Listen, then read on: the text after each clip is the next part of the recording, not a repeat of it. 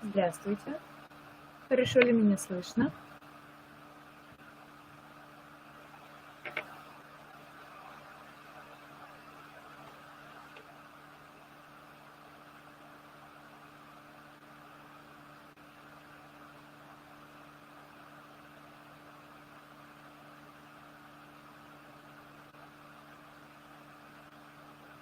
Отлично. Огромное спасибо вам за обратную связь. Сейчас подождем буквально 2-3 минутки, чтобы подсобрались люди. И начнем.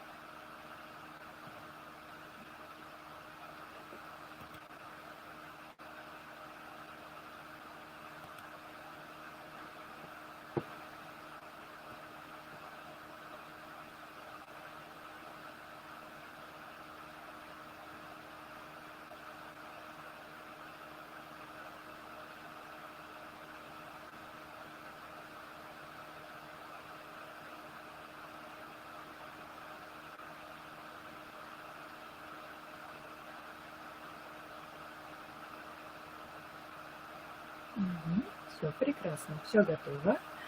Надеюсь, вы тоже готовы. Рада вас приветствовать сегодня. Сегодняшняя тема вебинара – это эмоции и речь и взаимосвязь у детей.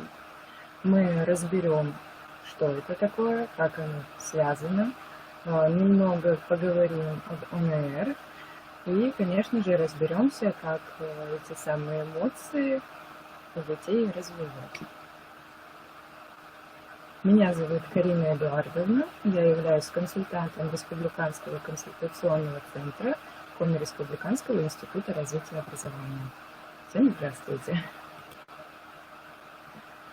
Итак, в настоящее время в обществе вызывает к себе интерес проблема взаимосвязи разума и чувств, то есть эмоционального и рационального в человеке. Эта связь очень актуальна становится, в связи с этим очень актуальна становится проблема формирования эмоционального интеллекта, особенно у детей дошкольного возраста, так как именно в дошкольном возрасте и, в принципе, сам возраст является базовым в формировании подавляющего большинства эмоций. Эмоциональный интеллект – это способность человека управлять самим собой и другими людьми. Эмоциональный интеллект включает в себя самосознание,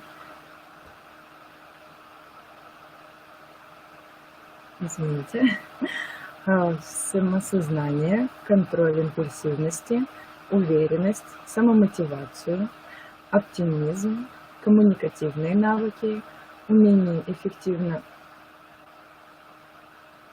Извините, пожалуйста, на 2 минуты мы прервем эфир. Сейчас я вернусь.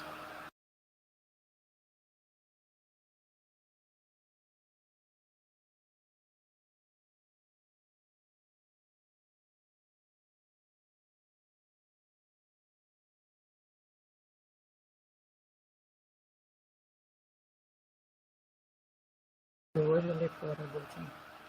Итак,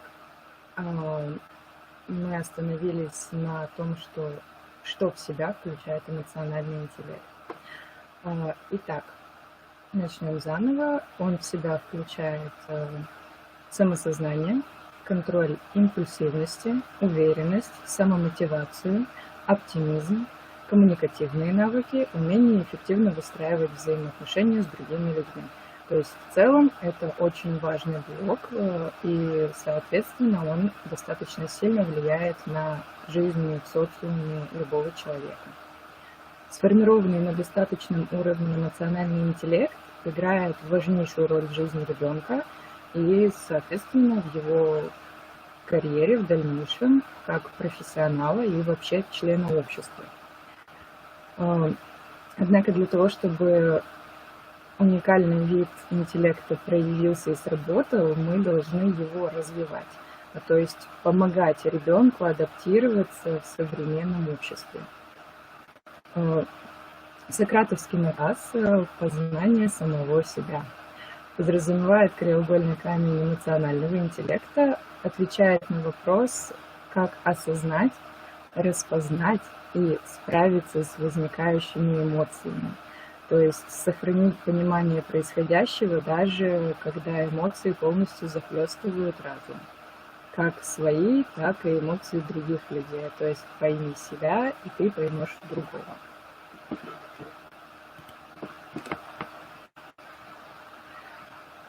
Особое значение в формировании эмоционального интеллекта имеет для детей дошкольного возраста с общим недоразвитием речи. Для детей этой категории вообще характерны следующие общие особенности, такие, как вы можете прочесть на слайде. Я вам продублирую это.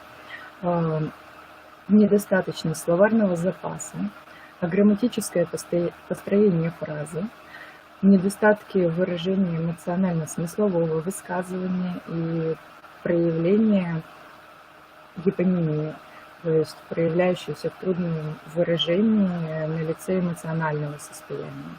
Дети с ОНР испытывают трудности в употреблении синонимов и антонимов.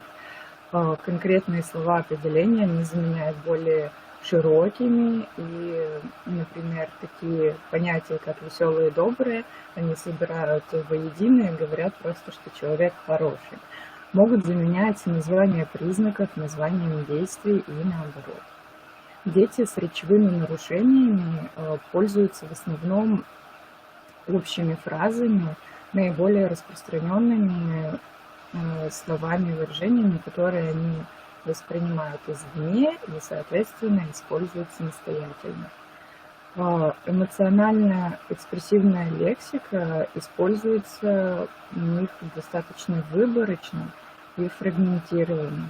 Они с трудом дифференцируют описание эмоциональных состояний как своих, так и эмоциональные состояния, например, героев литературных произведений. То есть, когда мы спрашиваем у ребенка, что испытывает тот или иной герой во время прочтения, либо после уже, когда идет анализ, ребенок затрудняется объяснить, и у него недостаточно ни слов, ни эмоций для того, чтобы рассказать и правильно оценить поведение тех или иных героев. Детям с речевыми нарушениями трудно не только мимическими средствами передавать страх, удивление, гнев, но и эмоционально адекватно выразить свое высказывание. Для них это достаточно большая проблема. Их речь интонационно чаще всего монотонна и лексически невыразительна. Связанная речь у детей с ОНР также развита недостаточно. То есть они с трудом составляют рассказ о каком-либо предмете, либо о любимой игрушке из своего опыта. Их рассказы обычно непоследовательны, неточны, и более часто они просто перечисляют события и действия, не говоря о том, какие эмоции овладевали той или иной игрушкой во время действия. И также им сложно, даже периодически бывает, логическую цепочку сохранять действий, которые происходили. Эмоциональное оценивание детей, поступков, героев в рассказах, они минимизированы, либо вообще отсутствуют. Но при этом надо понимать то, что вербализация – это состояние, которое призвано помогать детям осуществлять их общение межличностное в их среде, то есть служит средством коммуникации для них. И когда появляются такие проблемы, дети зачастую выпадают из социума, им достаточно сложно сосуществовать даже со своими сверстниками, не то что уже с достаточно более взрослыми для них людьми. Чаще всего это приводит к тому, что дети замыкаются и появляются дополнительные проблемы, которые также необходимо решать и с которыми необходимо очень тщательно и досконально работать. Работа по формированию эмоционального интеллекта у дошкольников СУНР начинается с актуализации их лексического запаса, то есть мы его увеличиваем. Вербализация в основных эмоциональных состояниях в сочетании с работой по развитию стороны речи у детей создает базовую основную для дальнейшей работы по развитию грамматики, связанной речи и вообще в целом формирует у них коммуникативно-речевую компетентность. Эта работа включает в себя несколько этапов. То есть те этапы, которые вы сейчас можете видеть на слайде, можете их записать, либо просто хотя бы визуально для себя зафиксировать. Это идет уточнение и формирование эмоциональной лексики, работа по словообразованию и словоизменению.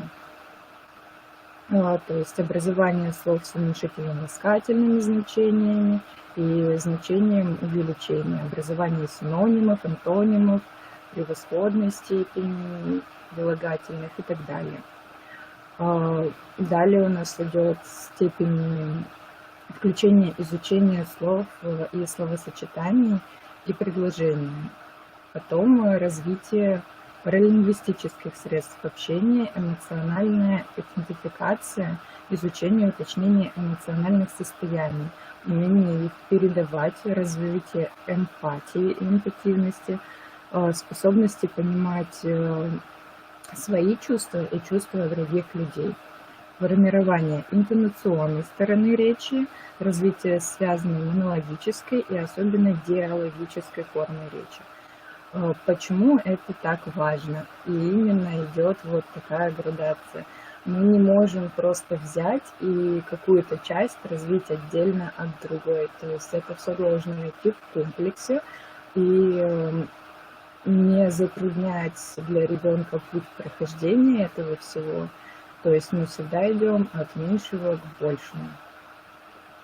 Системная работа вообще направленная на преодоление обесчувствования, то есть того, что дети не могут выражать свои эмоции, не могут их нормально ощущать внутри себя, она способствует формированию и обогащению у них чувственной сферы, делает ребенка отзывчивым к чувствам других людей и, в принципе, достаточно более раскрытым и свободным в общении.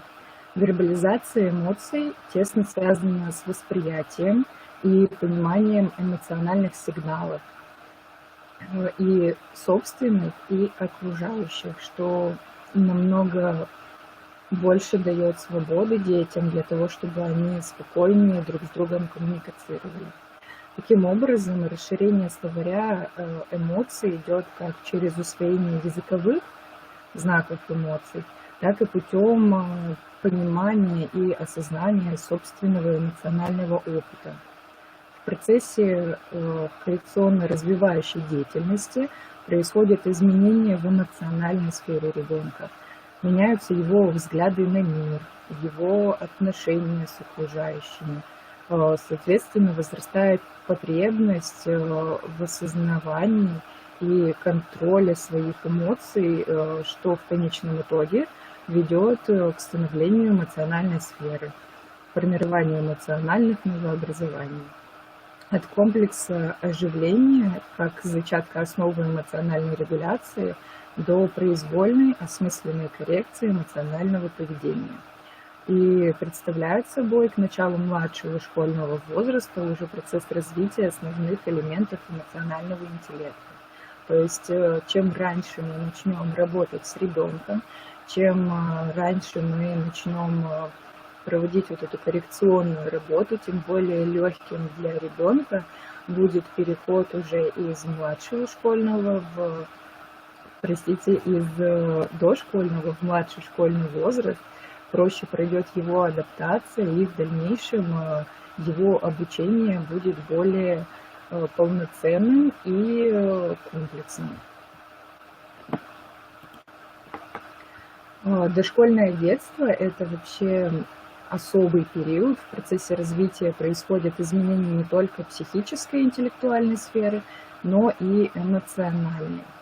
Буквально с каждым прожитым днем у ребенка возрастает способность не только понимать и осознавать, но и контролировать, ощущать свои эмоции. Его взгляды меняются, его отношения с окружающими и вообще взгляд на мир в целом. Надо понимать, что качественное развитие эмоциональной сферы, оно происходит не само по себе, а именно общение в значительной степени обогащает эмоциональную сферу. И таким образом оно влияет на жизнь и развитие малыша. Из-за того, что наши дети стали, я думаю, многие, кто работает с детьми на данный момент, замечают то, что дети стали менее отзывчивы к чувствам других людей, у них меньше развита эмпатия. Работа, направленная на эмоциональное развитие детей, независимо от того, проводится ли она родителям, педагогам, дома, в детском саду, в учреждении каком-то, в образовательном кружке, либо вообще где угодно, она в любом случае очень важна и очень актуальна. Дети познают мир через яркие образы, то есть многие свойства обычных вещей, которые привычны нам, как для взрослых, на детей могут произвести вообще очень сильное и неожиданное впечатление, при этом оставив для них очень много эмоций. Если у ребенка эмоциональная сфера не развита, то это либо проходит мимо него, либо как-то затруднительно для него, и детство становится таким более спокойным, скучным и монотонным.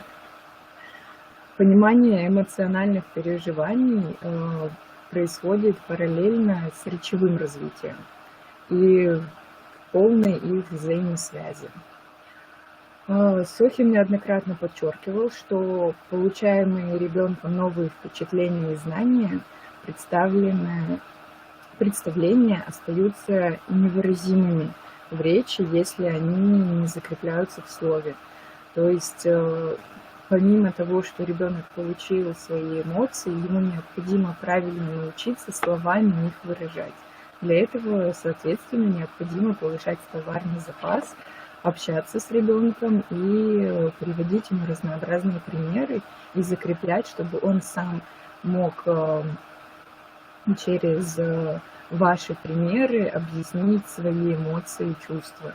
Эмоциональное развитие дошкольников, понимание эмоционального состояния других людей зависит от степени усвоения словесных обозначений эмоций, эмоционального состояния и их внешнего выражения. То есть у многих детей есть проблема в том, что они либо не понимают, что они испытывают, либо они не могут это выразить, либо не понимают, почему другой человек испытывает именно это, а он испытывает совершенно другое.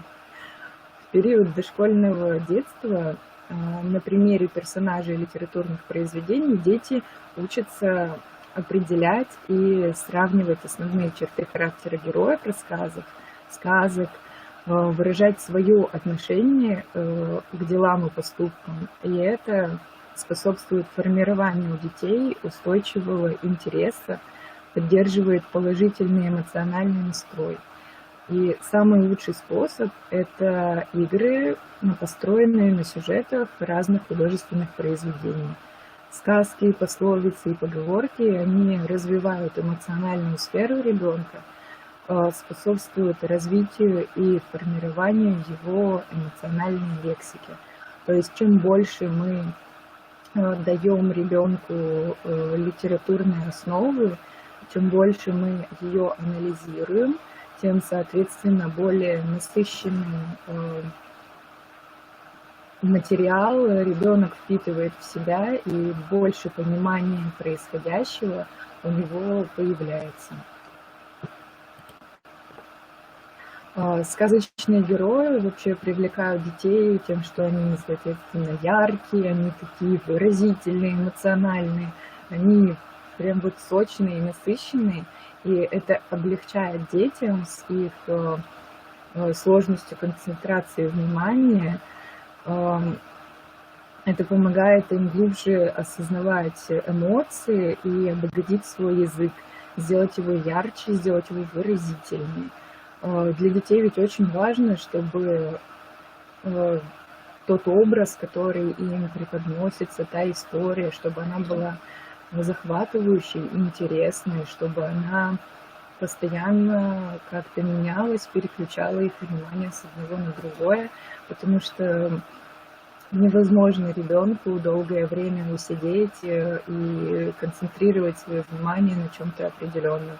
То есть мы прочитали маленький кусочек, мы его разбираем, мы как-то углубляемся, идем дальше. То есть вот такая вот яркая смена деятельности с учетом очень интересных описательных выражений, она достаточно, в большей мере и очень часто более привлекательна для детей, чем даже просмотр мультиков, либо каких-то сказок уже в визуализации. В игровой деятельности и непосредственно образовательной деятельности ребенку предлагаются чаще всего карточки с графическими изображениями эмоций. То есть это в основе идет радость, горе, страх, гнев, удивление. И яркая демонстрация героя, например, в сказке Чуковского «Федорино горе». То есть, читая ребенку произведение, либо его отрывочек, где Федора переживает уход посуды, мы предлагаем найти карточку с изображением эмоций, которые испытывает Федора, то есть изображение горя. Потом описываем Федорину радость. Ребенок находит карточку с изображением радости. И это достаточно интересный процесс для детей, потому что помимо того, что они слушают интересную историю, они воспринимают какой-то определенный опыт из самой истории, они еще и включены напрямую в работу и взаимосвязь с самим героем, они подключают свои мыслительные процессы для того, чтобы правильно определить, у них появляется азарт, им становится интересно. Также можно, например, взять рассказ «Три поросенка», где ярко описываются у нас эмоции страха, либо «Три медведя» с эмоциями гнева. И эти сказки можно показывать, и дети очень любят это делать, как театрализованное действие. То есть мы разбираем, мы это все досконально изучаем, и впоследствии дальше уже стараемся эти маленькие сценки, отрывочки разыгрывать, чтобы дети, помимо того, чтобы правильно учились определять и понимать, что за эмоция, чтобы они еще и учились ее показывать, ее проживать. Дети вообще очень любят что-то изображать. Это очень хорошо влияет на их настрой, на их эмоциональное развитие и, как следствие, очень положительно влияет на развитие речи, особенно у дошкольников. Для того, чтобы более грамотно подходить к работе, есть очень много разных игр на развитие эмоций у детей и как раз-таки на то, чтобы набираться определенного опыта, на то, чтобы учиться выражать свои эмоции, на то, чтобы работать со своей мимикой. И вот в этой работе я предоставляю для вас подборку игр, которые позволят ребенку понять, как связаны между собой различные настроения. Итак, давайте разберемся. Первая игра у нас идет настроение. То есть дети садятся на стул, взрослый бросает мяч, называет настроение. Ребенок, в свою очередь, должен ответить и отдать мяч обратно, называя противоположное настроение. То есть это больше игра синоним-антоним на настроение. То есть добрый, злой, веселый, грустный и так далее.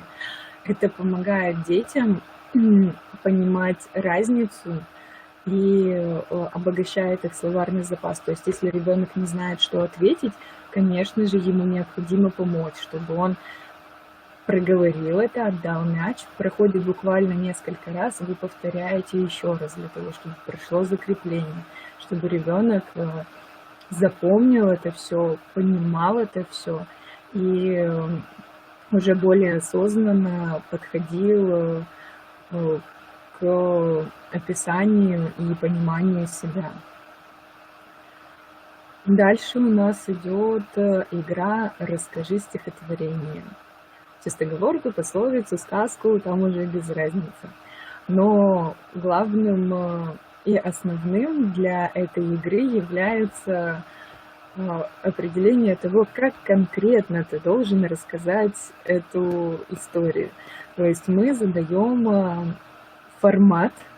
Например, ты должен рассказать его громко, либо спокойно, шепотом, со скоростью улитки, как робот, там, не знаю, как зайка, еще что-либо, без разницы.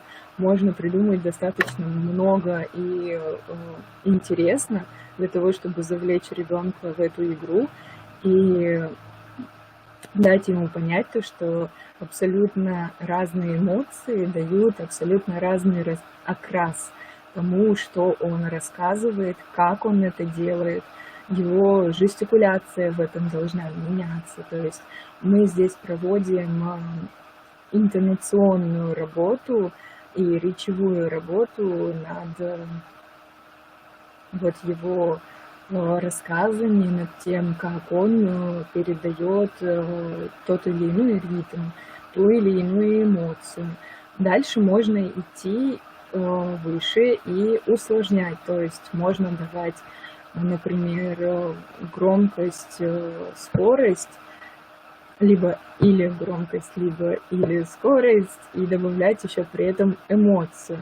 Это очень завлекает детей, это помогает им соединять разные вот эти частички в одно целое, для того, чтобы еще более заинтересоваться тем, что происходит с ним в этот момент, и для того, чтобы больше и объемнее понимать свои эмоции и как они, соответственно, влияют на то, как ты говоришь. Дальше у нас идет игра «Зеркало». Предложить ребенку посмотреть на себя, улыбнуться и поздороваться с собой. То есть «Здравствуй, это я». И точно так же менять громкость, менять скорость, менять определенные какие-то тембры голоса.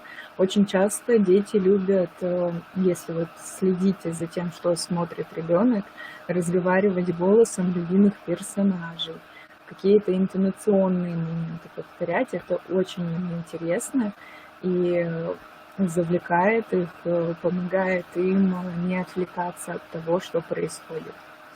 Следующая игра у нас идет «Повтори фразу». То есть предложить ребенку произнести фразу в разных эмоциях. То есть чаще всего, когда мы начинаем занятия с детьми в театральной студии, либо где-то по коррекции, если это групповое занятие, то предлагается детям друг друга поприветствовать и представиться в соответствии с выбранной ими эмоцией. И, соответственно, другие дети эту эмоцию отгадывают. Если же играть с ребенком тет-а-тет, то есть родитель-ребенок, либо преподаватель-ребенок, то намного проще будет уже задавать эмоции и пройтись прям полностью по списку. А, Также положительную динамику дают психогимнастические упражнения.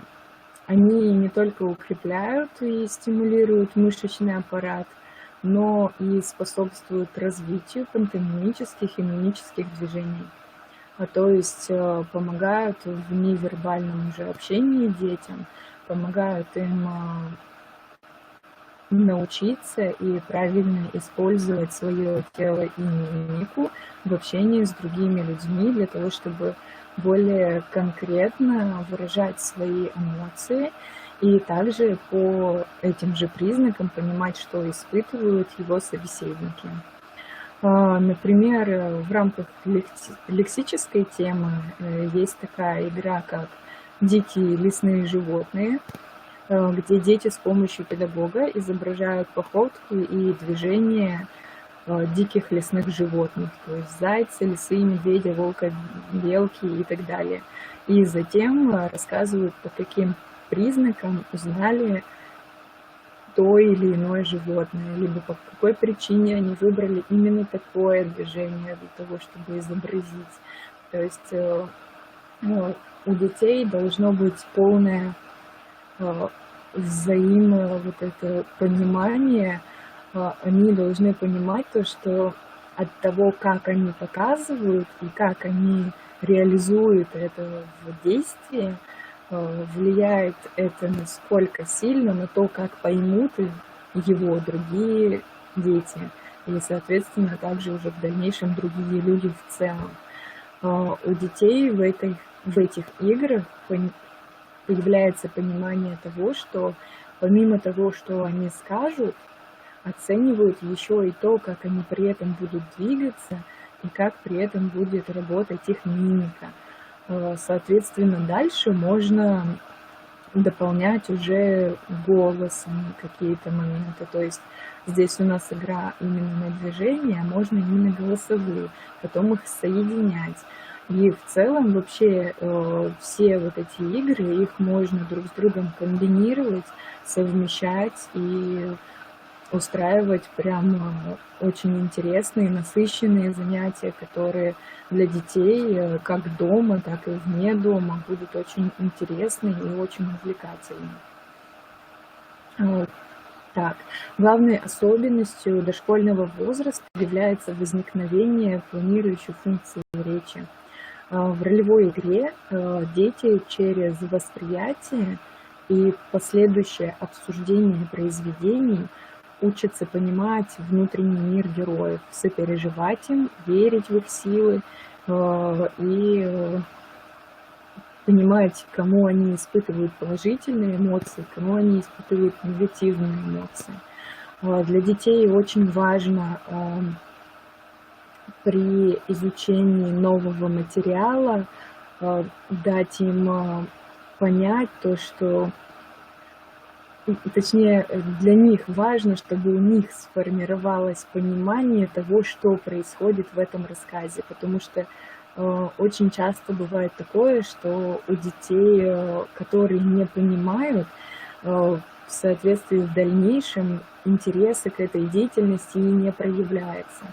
То есть тут мы далее идем к тому, что чем больше мы обсуждаем, чем больше мы интересуемся у ребенка его мнением о рассказе, о том, что там происходит, тем больше у него в дальнейшем проявляется интереса к тому, чтобы читать, изучать что-то новое, с кем-то чем-то делиться. И в ролевой игре дети часто через восприятие и последующее обсуждение учатся понимать друг друга и самого себя. Использование методов и приемов, направленных на развитие эмоциональной сферы и обогащение процесса коммуникации детей, особенно с нарушением речи, благотворно влияет на формирование эмотивности, отзывчивости и чувственности к людям вокруг, к окружающему миру, способствует компетентности в межличностных отношениях между детьми. происходят положительные изменения в эмоциональной сфере ребенка и меняются его взгляды на мир. И, соответственно, отношение к окружающим. Очень часто в последнее время сталкиваемся в творческих направлениях с тем, что дети затруднены в том, чтобы контролировать свои эмоции, зачастую из-за того, что они не понимают, что с ними происходит и что они ощущают. И, соответственно, например, вот в нашей сфере это очень сильно влияет на то, как дети выходят на сцену, и когда эмоции захлестывают, у них появляются проблемы с речью, и эмоции проявляются в речи, и у них появляется такой непонятный сумбур в голове. Они вроде бы говорят одно, чувствуют другое, а получается вообще третье. И для того, чтобы детям намного проще было понимать самих себя и учиться контролировать свои эмоции и свою речь, необходимо проводить такую комплексную работу, направленную на то, чтобы как раз-таки не просто развить эмоции, не просто развить речь, а дать ребенку понимание того, что с ним происходит и как это на него влияет, насколько для него это важно понимать и ощущать и те эмоции, которые он испытывает. Очень помогают данные тренинги для того, чтобы дети учились самостоятельно регулировать это. Потому что когда ты даешь ребенку понимание того, что у него где-то какие-то маленькие недочетики, либо проблемы. Проблемы это грубо очень. Скорее, когда у ребенка самостоятельно появляется потребность в том, чтобы как-то корректировать свое поведение, свою речь и свои эмоции, намного проще в итоге становится работа, и намного более активно ребенок воспринимает материал, который ему впоследствии для работы дается. Вот такую интересную тему сегодня решила затронуть для вас и обсудить. Есть ли у вас какие-то вопросы, есть ли у вас какие-то примеры похожие, для того, чтобы дать мне обратную связь. Я с вами побеседовала. Надеюсь, вам было, правда, очень интересно, потому что тема данная, она встречается в последнее время очень даже слишком часто. Это несет определенную проблему, особенно для детей, которые только переходят в школу, либо попадают в детский сад, а в последнее время очень часто отдают детей только в старшие, например, группы. И у детей вот эти вот навыки не сформированы, и им очень сложно в адаптации. Согласны ли вы со мной, и есть ли у вас какие-то вопросы ко мне?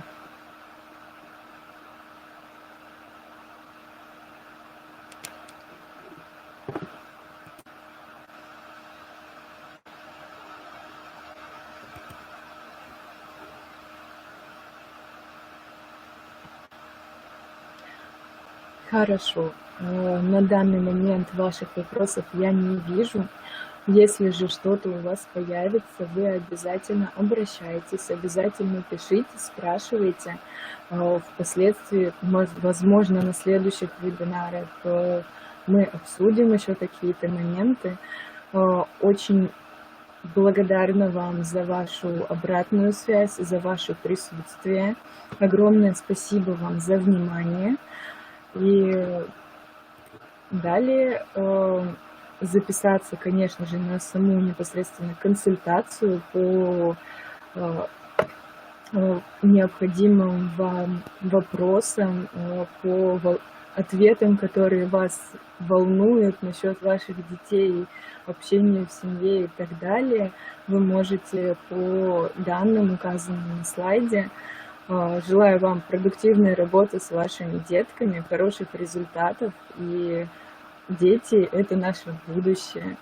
Огромное вам спасибо за внимание и до свидания.